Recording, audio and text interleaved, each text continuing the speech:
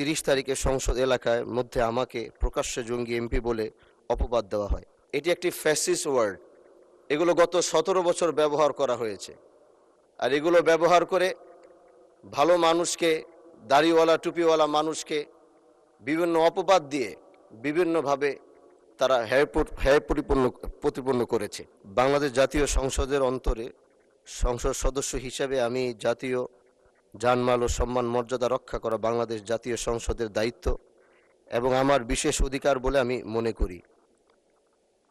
বিধায় বিগত 30 তারিখে সংসদ এলাকায় মধ্যে আমাকে প্রকাশ্যে জঙ্গি এমপি বলে অপবাদ দেওয়া হয়, যাহা বিভিন্ন সামাজিক যোগাযোগ মাধ্যমে ছড়িয়ে পড়ে। এতে করে আমি সামাজিকভাবে ভীষণ প্রতিপন্ন হচ্ছি।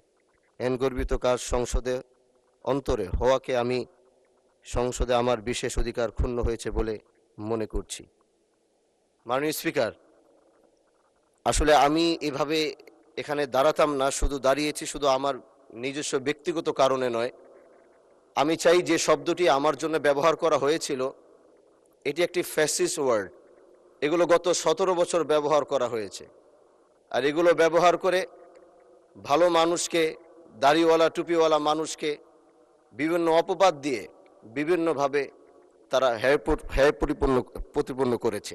এজন্য আমি আপনার মাধ্যমে শুধু আমি বিরোধী দল দেখে নয়, এখানে সরকারি দল বিরোধী দল উভয় এমপি মন্ত্রীরা যারা রয়েছেন, আমি চাই আপনার মাধ্যমে প্রত্যেকেই যেন তার সম্মান নিয়ে যেন থাকতে পারে, কারো যেন সম্মান আগামীতে কেউ যেন ক্ষুণ্ণ করতে না পারে। এজন্য আপনার কাছে আমি বিনীত অনুরোধ জানাচ্ছি। Well done, side by side, free